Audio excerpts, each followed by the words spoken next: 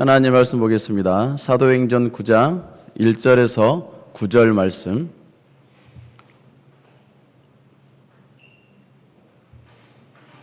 사도행전 9장 1절에서 9절 말씀입니다.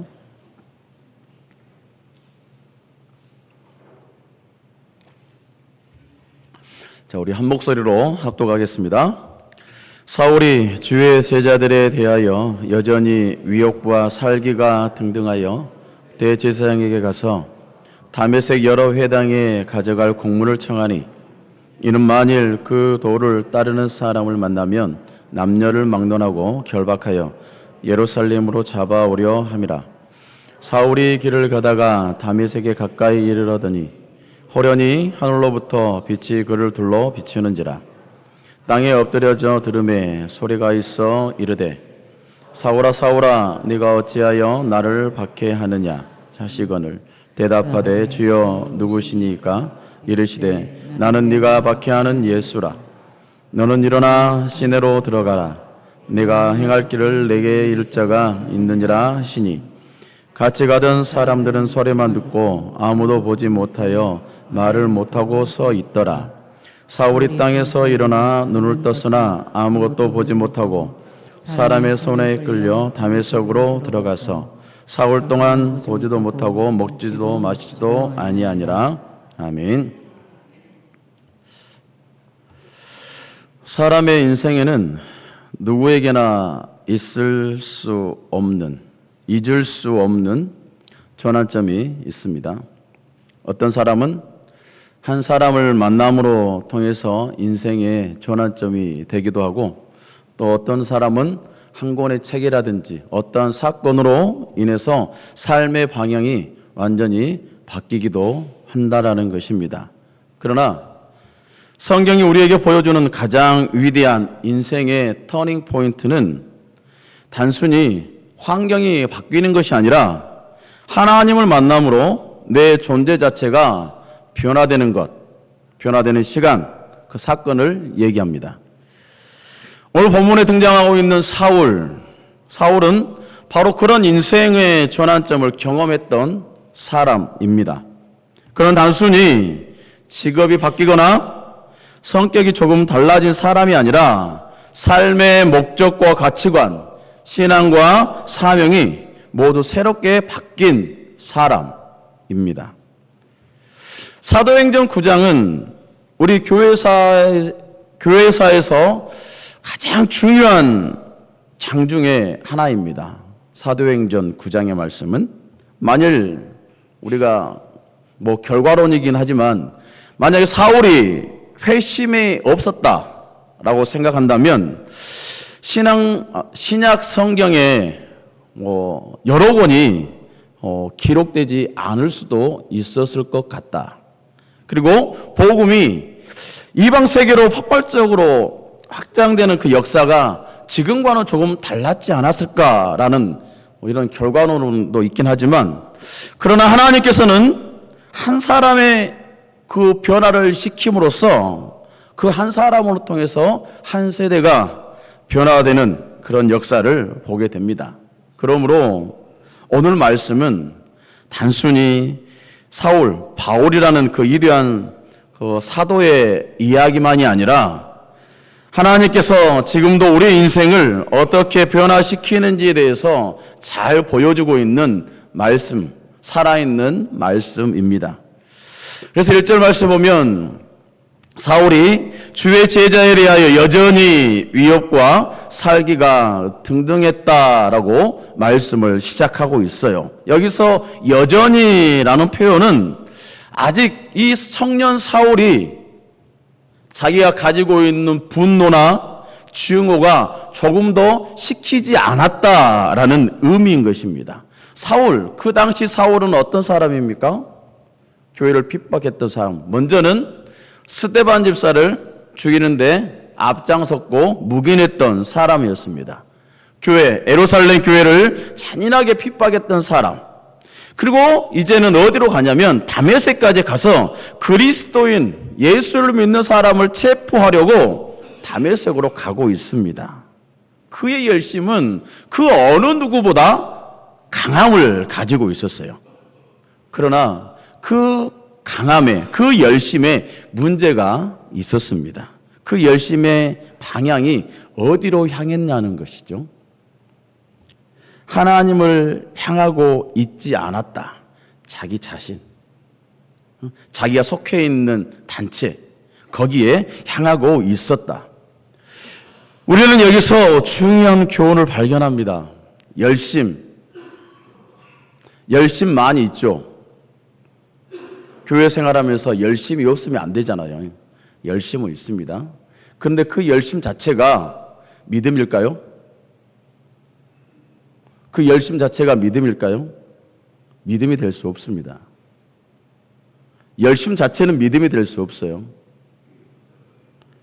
방향이 잘못된 열심은 오히려 하나님의 일을, 하나님이 행하신 그 계획을 방해한다라는 것입니다. 그러므로 사울은 하나님을 위해서 일한다고 본인은 생각했겠지만 실제로 하나님께서 보내신 예수 그리스도를 대적하고 있는 그 모습을 봅니다.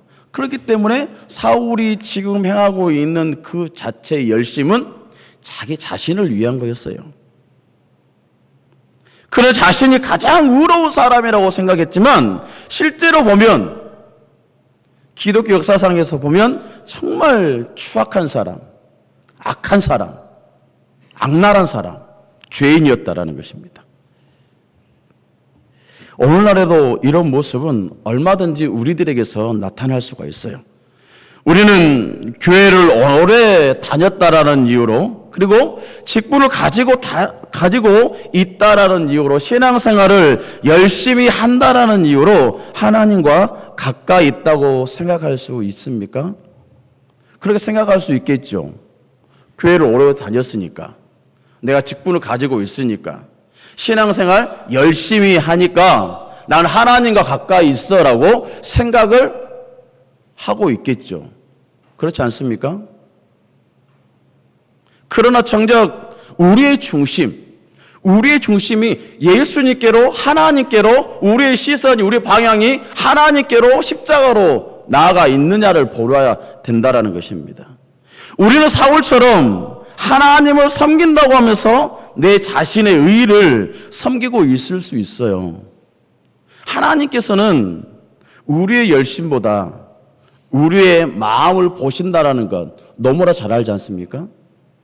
내가 어떤 마음으로 하나님 앞에 나아가느냐, 내가 어떤 마음으로 어떤 열심을 하나님 앞에 서 있느냐, 하나님께서는 우리의 마음을 보신다라는 거예요. 아무리 열심히 있다고 해서 그거는 믿음이 아니라는 것을 우리는 기억해야 됩니다.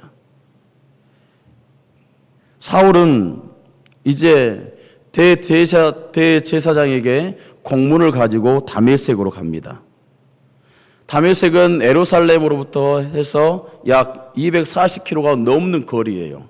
그런데 사울이 걸어서 그 먼 길을 가면서도 그가 어떤 생각을 했을까요? 한순간도 자기가 했던 그 행동에 대해서 의심하지 않았을 것입니다. 자기가 가지고 있는 이 정이 행한다라는 것 자체를 믿고 나아갔을 거예요. 다메섹에 가는 그 길 안에서. 그러나 바로 가는 그 길이 하나님께서는 준비하고 계셨습니다. 하나님께서 준비하신 그 길이 되어버렸어요. 사울은 지금 자체 사람을 잡으려고 가고 있지만 하나님께서는 이 사울이라는 청년을 잡으려고 준비하고 있는 거예요. 사울은 교회를 무너뜨리려고 그렇게 걸어가고 있지만 하나님께서는 그 사울을 세우셔서 교회를 세우는 사역자로 바꾸기 위해서 그 길을 인도하고 있는 것입니다. 이게 바로 하나님께서 원하시는 계획이고 하나님의 은혜인 것입니다. 우리도 인생을 살아가면서 우리가 계획하는 것들이 있습니다. 미래도 계획하고 올 한 해 여러분들이 1년 연초에 얼마나 많은 계획을 세웠습니까? 그리고 우리의 미래의 목표도 세웠을 거예요. 그러나 하나님의 계획은 우리의 계획보다 훨씬 크고 깊다라는 것. 때로는 우리의 실패라고 생각했던 그 사건을 통해서 하나님의 새로운 시작이 되기도 한다라는 것. 우리는 끝이라고 생각했지만 끝이라고 했던 그 자리가 하나님의 새로운 출발점이 되기도 한다라는 것을 우리는 잊어서는 안 됩니다. 하나님은 우리의 길보다 더 좋은 길을 예비하신 분이라는 사실을 우리는 잊어서는 안 돼요. 늘 항상 기억해야 됩니다. 그래서 그 삶 가운데 우리는 믿음으로 서 있어야 돼요. 3절 말씀 보면 사울이 길을 가다가 다메섹에 가까이 이르더니 호련히 하늘로부터 빛이 그를 둘러 비추는지라. 여기서 나오는 호련히라는 말은 뭐 준비되어 있다라는 뜻이 아닙니다. 예고 없이 갑자기 일어난 일을 얘기하고 있어요. 하나님께서는 이처럼 하나님의 은혜는 언제나 우리의 생각과 예상과 계산을 뛰어넘는 분이라는 것입니다. 정오의 태양 가장 밝게 비치는 그 시간대, 그러나 그 빛보다, 그 태양의 빛보다 더 강한 하나님의 강한 영광이 사울에게 비치고 있습니다.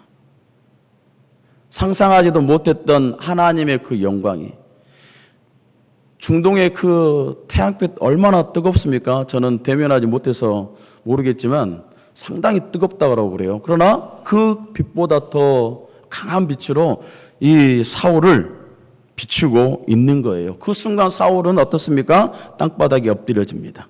지금까지는 자기가 생각했던 것이 자기가 가장 강한 사람이라고 생각했지만, 그러나 하나님의 그 영광 앞에 한없이 낮아지고 한없이 연약한 존재고 한없이 작아지는 존재로 보여지는 것, 하나님의 그 영광 앞에서는 우리는 아무것도 아니라는 것입니다.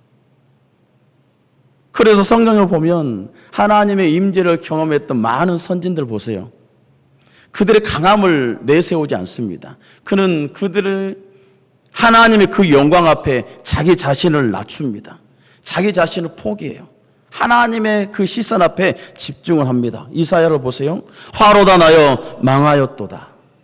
베드로 보세요. 주여 나를 떠나소서 나는 죄인이로소이다라고 고백하고 나아가는 그런 많은 선진들을 봅니다. 하나님의 거룩함을 만날 때 우리 인간은 자신의 죄와 자신의 연약함을 보게 되는 거예요. 이게 바로 믿음의 사람입니다. 참된 신앙의 시작은 자신의 능력을 자랑하는 데가 있지 않습니다. 하나님 앞에서 자신을 얼마나 부족한 존재인지 깨닫는 데서부터 우리의 신앙은 시작된다라는 거예요. 교만은 하나님과 멀어지게 하지만 겸손은 하나님의 은혜를 경험하게 한다는 사실을 잊어서는 안 됩니다. 그런 순간에 하나님의 그 영광의 빛이 둘러 비추는 그 순간에 사도 이 사울에게 음성이 들립니다.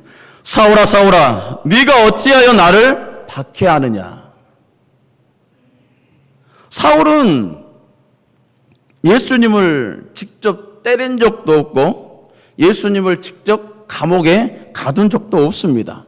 사울은 예수님 믿는 성도들을 핍박했을 뿐이에요. 그런데 예수님께서 하신 말씀은 내 백성을 핍박하느냐라고 말씀하지 아니하시고 왜 나를 박해하느냐라고 말씀하고 있는 것입니다. 왜 나를 박해하느냐? 이 사울은 예수를 믿는 성도들을, 교회를 핍박하고 그렇게 나아갔지만 예수님께서 하신 말씀은 왜 내 백성을 핍박하느냐라고 얘기를 하지 아니하시고 왜 나를 핍박하느냐, 박해하느냐, 이 말은 곧 교회와 나는 하나다라는 거예요. 예수 그리스도와 교회는 신비로운 그 연합을 담겨져 있다라는 것입니다. 예수님은 자신의 몸된 교회를 자신처럼 여기셨고 성도에게 행한 일들이 곧 자기에게 행한 것으로 보았습니다.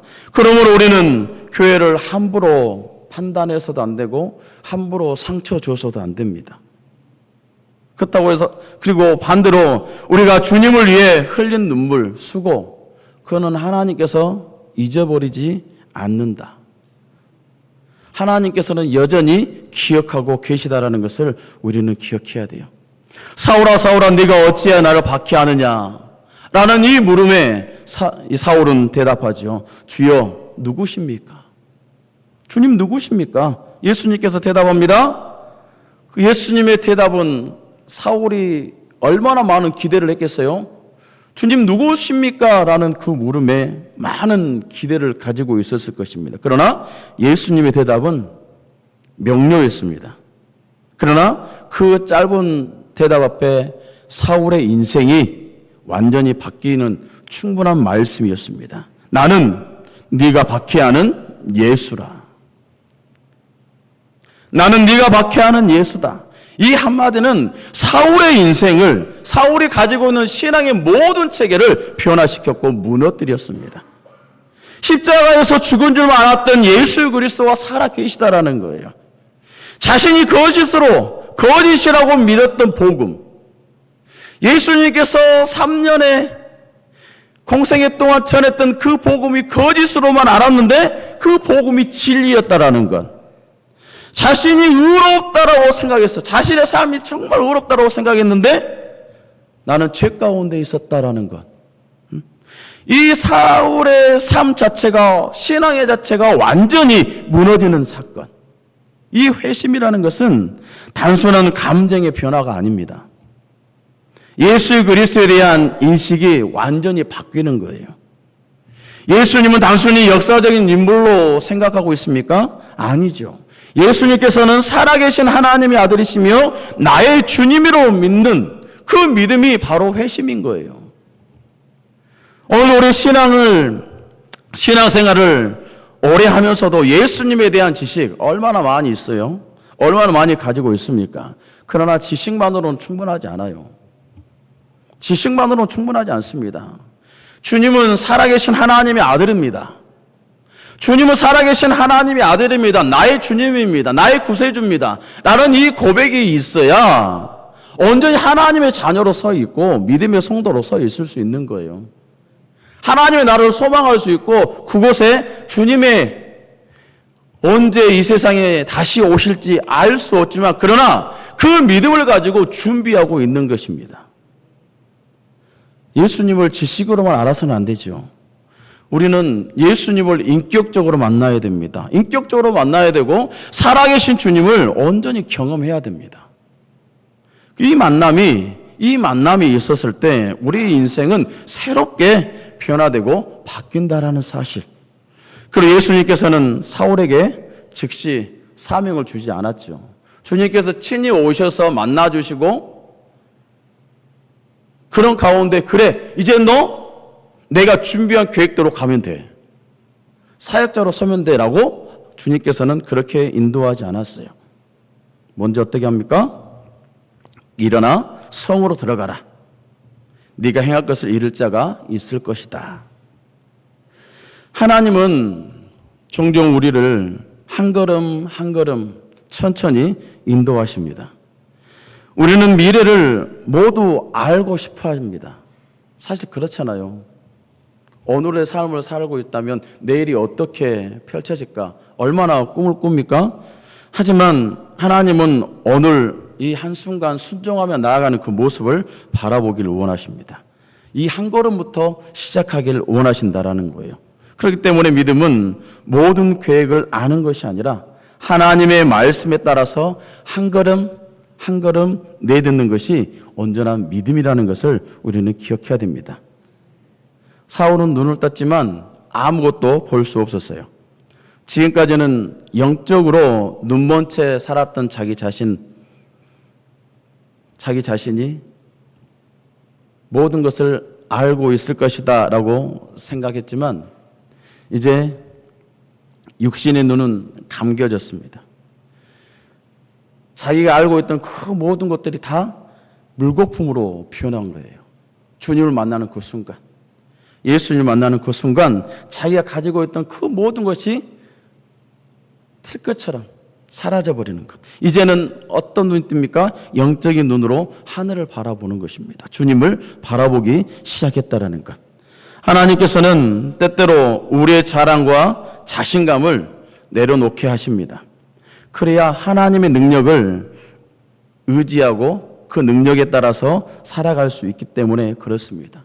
사울은 이전에는 다른 사람을 끌고 가던 사람이었지만 이제는 눈에 보이지 않으니까, 앞이 보이지 않으니까 다른 사람의 손에 이끌려서 가는, 다메섹으로 들어가는 사람이 되었어요. 하나님 앞에서 가장 강한 사람인 것처럼 자신을 생각했습니다. 그러나 이 강한 사람도 하나님의 은혜 없이는 한 걸음 한 걸음도 내디딜 수 없는 존재라는 사실. 사울은 사흘 동안 보지도 못하고 먹지도 마시지도 않았습니다. 못했습니다. 사흘이라는 시간은 단순히 기다리는 시간입니까? 아니죠. 내 옛사람이 죽는 거예요. 옛사람이 죽고 이제 새 사람으로 태어나는 영적인 시간이 되었다는 것입니다. 자신의 교만이 무너지고 자신의 의가 깨어지고 자신의 계획을 내려놓아지는 그런 시간이 바로 이 사흘이라는 시간이었습니다. 그리고 하나님께서는 그 빈자리에 새롭게 하나님의 그 은혜로 채우기 시작하셨습니다. 사랑하는 성도 여러분, 하나님께서 우리의 인생에도 이런 터닝 포인트를 허락하실 때가 있습니다. 어떤 사람에게는 질병으로 통해서, 어떤 사람으로 통해서는 실패로 통해서, 또 어떤 사람에게는 관계의 어려움으로 통해서, 또 어떤 사람은 예상치 못하는 사건이 하나님의 부르심으로 나아갈 수가 있을 것입니다. 우리는 그 순간에는 이해하지 못하겠죠. 그 순간순간에는 이해할 수가 없을 수 있습니다. 그러나 시간이 지나서 되돌아보면 그때 하나님께서 나를 붙들어 주셨구나. 하나님께서 그 시간에, 하나님께서 그 자리에서 나를 붙들어 주셨고 나를 인도해 주셨구나라고 고백할 수가 있을 것입니다. 십자가는 인류 역사상 가장 큰 실패처럼 보였습니다. 그러나 가장 위대한 구원의 시작이 되었어요. 예수님의 죽음은 끝이 아니라 부활의 시작이었습니다. 그리고 부활하신 예수님을 만난 사울은 핍박자가 아닌 복음의 증인으로 교회를 무너뜨리던 사람에서 이제는 교회를 세우는 사도로 변화되었다라는 것입니다. 이게 바로 복음의 능력인 거예요. 이처럼 복음은 사람의 과거를 묻지 않고 이제 앞으로의 삶을 열어주신다라는 사실입니다. 혹시 오늘 우리의 삶에도 변화가 필요합니까? 신앙생활을 하고 있지만 첫사랑을 잃어버리진 않았습니까? 예배를 드리고 있지만 감격이 사라지진 않았어요? 봉사를 하고 있지만 기쁨이 없습니까? 그렇다면 오늘도 다메섹 도상에서 사울을 만나셨던 주님께서 우리를 부르고 계시다라는 것. 왜 나를 외면하느냐? 왜 내 음성을 듣지 않느냐라고 우리 주님께서 우리를 이렇게 부르고 있다라는 거예요. 그 음성 앞에 우리는 겸손히 무릎 꿇어야 됩니다. 주님의 그 음성 앞에 우리는 겸손히 무릎을 꿇고 나아가야 돼요. 하나님께서 우리의 삶을 새롭게 하실 것입니다. 사울은 다메섹으로 갈 때와 그리고 다메섹으로 들어갈 때 전혀 다른 사람이었죠. 다메섹으로 출발할 때는 어떻습니까? 자기 의로 붙들려 있었어요. 그러나 다메섹으로 들어갈 때는 하나님의 은혜만 붙들었습니다. 다메섹 출발할 때 사람을 심판하려고 했던 사울이었지만 그러나 다메섹으로 들어갈 때는 자기 자신이 죄인임을 깨달았습니다. 다메섹을 출발할 때 사울은 자신의 계획을 이루려고 했어요. 그러나 다메섹으로 들어갈 때 사울은 하나님의 뜻을 기다리는 사람으로 바뀌었다라는 것입니다. 이것이 바로 진정한 터닝 포인트가 되는 거예요. 환경이 조금 달라지는 것이 아니라 예수 그리스도를 만남으로 우리 존재가 새로워진다는 사실.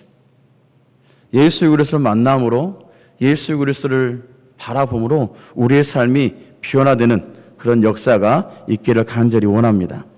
오늘도 살아계신 주님은 우리를 부르고 계십니다. 우리의 교만을 겸손으로, 우리의 두려움을 믿음으로, 우리의 절망을 소망으로, 그리고 죄인된 우리를 하나님의 사람으로 변화시키는 주님의 은혜 앞에 우리는 겸손히 엎드려 나아가는 저와 여러분이 되어지기를 간절히 바랍니다. 우리 인생에서 가장 위대한 전환점, 우리가 성공이라고 생각했던 그날이 아닙니다. 우리가 예수님을 만나는 그날이 우리의 전환점이 되어야 됩니다. 우리가 가장 축복으로 생각했던 것, 아니 내가 원하는 것을 얻었을 때 가장 큰 축복으로 생각합니까? 아닙니다. 하나님의 뜻을 깨닫는 그 순간인 거예요. 하나님의 뜻을 깨닫는 그 순간이 우리 인생에서 가장 큰 축복임을 기억하시기를 바랍니다. 바라기는 오늘 예배를 드리는 모든 성도들이 사울처럼 살아계신 예수님을 더욱 깊이 만나고 그 만남을 통해 삶의 방향과 목적이 새롭게 되어지는 은혜를 경험하는 저와 여러분이 되어지기를 간절히 바랍니다. 그래서 하나님의 나라와 교회를 위해 귀하게 쓰임받는 복된 인생으로 하나님의 사람답게 오늘 하루도 그리고 내일도 승리하는 저와 여러분이 되어지기를 간절히 바랍니다. 기도합니다.